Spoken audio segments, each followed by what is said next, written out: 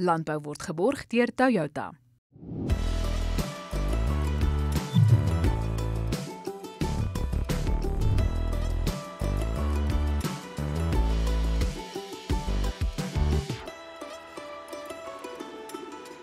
Welkom by Landbou op Pretoria FM saam met my Elsa Esterhuizen. Ons fokus vandag op Karoo Verlammingsbosluis en dan vind ons soos altyd uit wat die jongste damvlakke in Suid-Afrika behels. Ons fokus vandag op Karoo Verlammingsbosluis en ek gesels met die spesialis veterinêre patoloog en ook algemene bestuurder van Afriwet Opleidingsdienste, Dr. Didi Klaasen. Didi, baie welkom. Baie dankie, Elsa. Nou Didi, die Karoo is baie ver van Pretoria af, maar is Karoo Verlammingsbosluis iets waaroor ons bekommerd moet wees?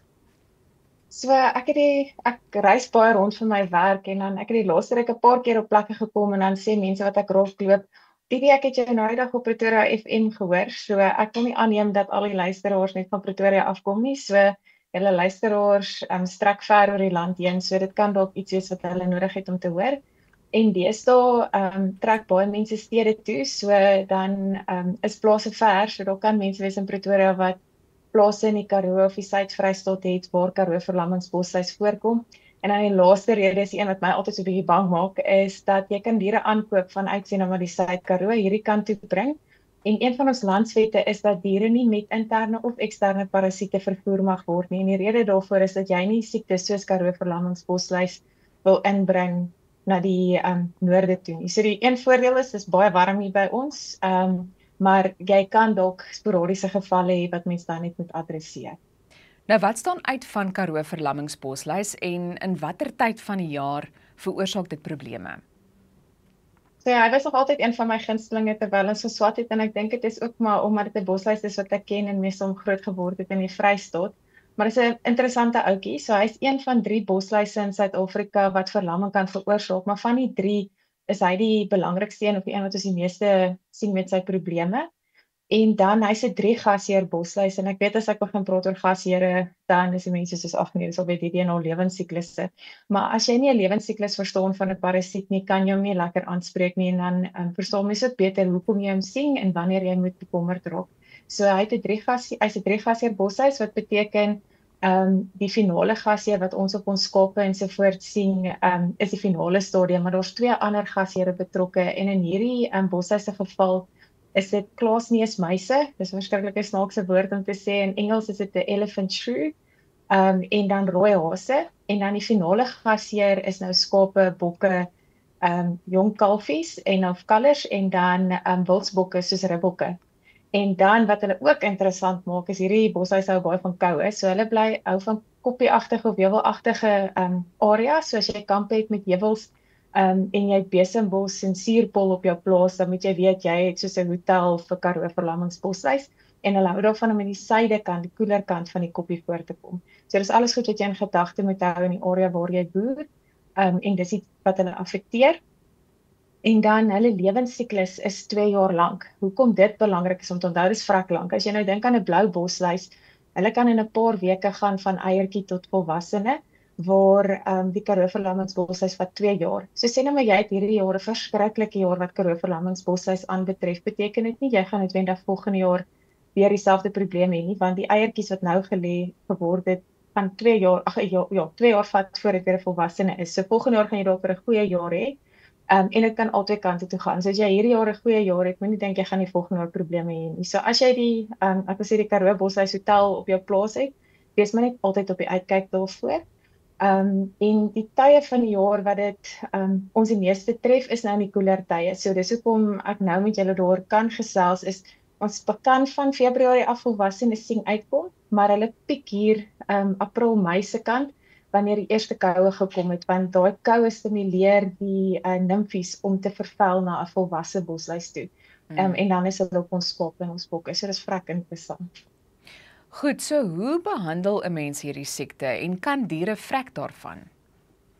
Ja, so wat jy die bosluis doen is hy skei 'n gifstof af en daai gifstof veroorsaak verlamming in die diere. Dit is 'n progressiewe verlamming wat beteken hulle begin gewoonlik met 'n verlamming in die agterlyf en dan raak dit al hoe erger en dan later word die respiratoriese stelsel soos jou longe dan nou geaffekteer en dan gaan die diere vrek want hulle kan nie asemhaal nie. Maar die goeie nuus is in die vroeë stadiums, nie wanneer hulle dood is nie, dan kan jy nou nie veel vir hulle doen nie, maar in die vroeë stadiums van die siekte kan 'n mens die diere 'n dip of 'n die aktiewes wat goed werk is soos 'n amitraz of 'n deltametrin. 'n Opgietmiddel is lekker want hy het so effens 'n nawerking as die reën en die weer dit toelaat. Wat jou so 'n bietjie van 'n beskerming gee eerder as net die kontaksproeimiddels.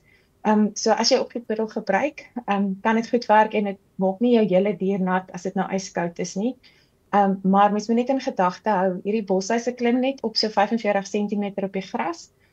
So dit sit aan die onderkante van die gasheer, so op die pens en op die sye, hier op die nek. So as jy opgietmiddel opsit en jy sien dit versprei nie effektief na die onderkante van die dier toe nie, gaan polbehandeling soos 'n grease help of as jy dan 'n sproeidip gebruik, maar kyk maar net hoe die weer is want jy wil nie diere nat maak as dit koud is nie. So dis maar net goed wat mense in gedagte kan hou. Maar jou gewone meerderheid van jou bosluis dipmiddels werk effektief teen Karoo verlammingsbosluis. Jy wil hulle net betyds behandel voor hulle nou te lank verlam is en dan asemnood ontwikkel en trek. En is daar ander soortgelyke siektes? Ja, so ek het daai ander tweeetjies genoem. So Karoo verlammingsbosluis is een van 3. Die ander een is rooipootbosluis. Hulle kan verlammetjies in die lente verlam. En dan is daar die breinverlammingsbosluis. So as mens die diere dip wanneer hulle simptome wys, kan dit weggaan. En dan 'n soortgelyke siekte, dit veroorsaak nou nie verlamming nie, maar dis 'n bosluistoksien, is iets soos sweetsiekte wat ons in kalfies sien. Hulle praat van natkalfsiekte ook. Daar is dit 'n bontpootbosluis. So die Karoo verlammingsbosluis is so rooi bruin bosluisie met sy beentjies sit hier naby die voorkant van die bosluis. Waar jou bontpootbosluis is presies hoe dit beskryf word. Ek is mal oor Afrikaans, want jy kan Afrikaans praat en jy verstaan die siektes, dan maak alles sin, dan hoef jy nie so baie te onthou nie. So die bontpootbosluis het letterlik bontbeentjies, dit lyk of dit sulke strepiekousies aan het. Een wyfie is genoeg om vir 'n kalfie sweetsiekte te gee en hulle kan daarvan ook vrek. En is dan net belangrik dit is 'n bietjie anderste as wat dit is met Karoo verlammingsbosluis, afhangende van hoe groot die dier is, het hulle 6 tot 10 bosluise nodig voor jy kan toetree. Maar met sweetsiekte wil jy daai een bosluis af hê. En dan is ondersteunende behandeling ook baie belangrik, want die diere, dit lyk letterlik soos die kalfies sweet, hulle is sulke lekker nat kalfies. En ondersteunende behandeling by jou veearts wat jy by hulle kan kry, want baie van dit is geskeduleer, is ongelooflik belangrik. En waar kan ons meer inligting in die hande kry? Ja, ek grap altyd as ek alles oor en oor sê, dan sê ek mense gaan dit begin 'n drinking game maak, maar ek gaan weer hamer op my feit van praat met jou plaaslike veearts, want hulle weet wat se bosluise in jou area is, hulle weet die tendense van die siektes wat hulle oordra, en hulle kan ook adviseer as jy sê, ek gaan sê nou maar diere inkoop van, kom ons sê, Roewel af, is dit 'n risiko vir my as ek dit Pretoria toe bring, waarvoor moet ek uitkyk, en hulle sal vir jou kan sê wat se siektes kan van daai area afkom, so ek ken hulle in die saak, en dan kan hulle vir jou goeie raad gee. En dan, soos altyd, as jy meer inligting oor dipmiddels en dies meer soek, kan jy met een van Afriwet se agente gesels. Al ons inligting is beskikbaar op ons webblad, dis daar www.afriwet.co.za, en ons tegniese span is ook daar as jy 'n bietjie meer inligting oor die bosluise spesifiek soek. Maar jou beste vriend bly altyd jou plaaslike veearts. Didi, ek is baie bly dat jy op hierdie onderwerp gefokus het, want die Karoo lê my persoonlik ook na aan die hart, maar baie dankie vir al die kennis wat jy vandag met ons gedeel het. Altyd lekker. En so gesels die spesialis veterinêre patoloog en algemene bestuurder van Afriwet opleidingsdienste, Dr. Didi Klaasen. Dis tyd vir die jongste damverslag, soos uitgereik deur die Departement van Water en Sanitasie. Ons begin in die Oos-Kaap. Die Boesmanskransdam staan op 90,2%, die Bridal Driftdam op 106,1%, die Darlingtondam op 40,7%, Elandsdriftdam staan op 78,1%, die Impolvodam op 56,1%, die Kougadam op 83,6% en die Lubisiedam op 34,6%. In die Vrystaat staan die Allemanskraaldam op 38,9%, die Bloemhofdam op 99%, die Erfenisdam op 60,3%, die Gariepdam op 84,5%, die Kalkfonteindam op 61,9, die Sterkfonteindam op 98,7, die Vaaldam op 94,2%, die Vaalrivier Barragedam op 97,8 en die Van der Kloofdam op 67,4%. In Gauteng staan die Bonaccord-dam op 106,6%, die Bronkhorstspruitdam op 87,2%, die Klipdrifdam op 87,2%, die Rietvleidam staan ook op 87,2% en die Rodeplaatdam op 101,2%. In Lesotho staan die Katse-dam op 89,7%, die Mohale-dam op 97,4%. Eswatini se Maguga-dam staan op 100,1% vol. In KwaZulu-Natal, die Albert Volsdam staan op 101,6%, die Bewane-dam op 102,3%, die Driel Barragedam op 61%, die Goedertroudam op 100,2%, die Ananda-dam op 102,9%, die Midmar-dam op 100,5%, die Pongala-Poort-dam op 90,4% en die Woodstock-dam op 84,8%.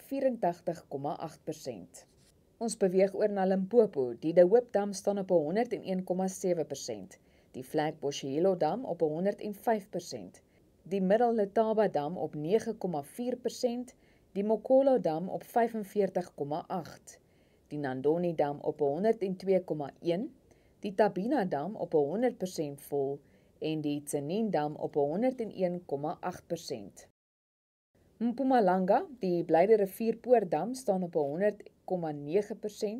die Driekoppiesdam op 91,2%, die Grootdraaidam op 102% vol, die Huishoupdam op 102%, Loskopdam op 101,6%,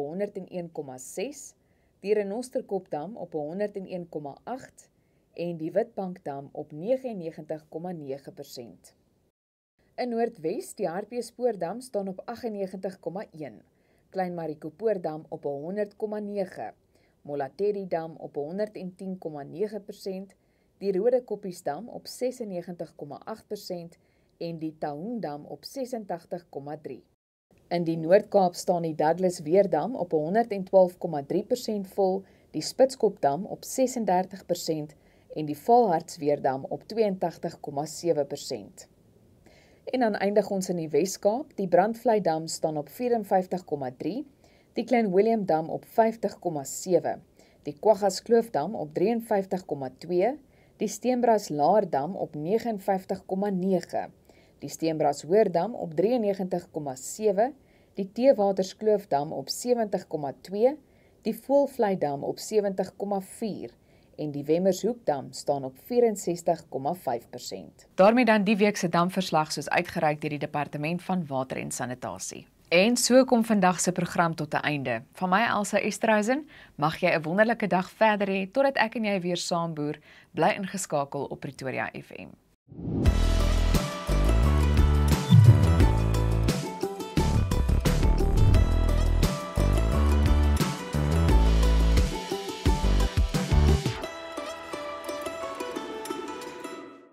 Landbou is geborg deur Toyota.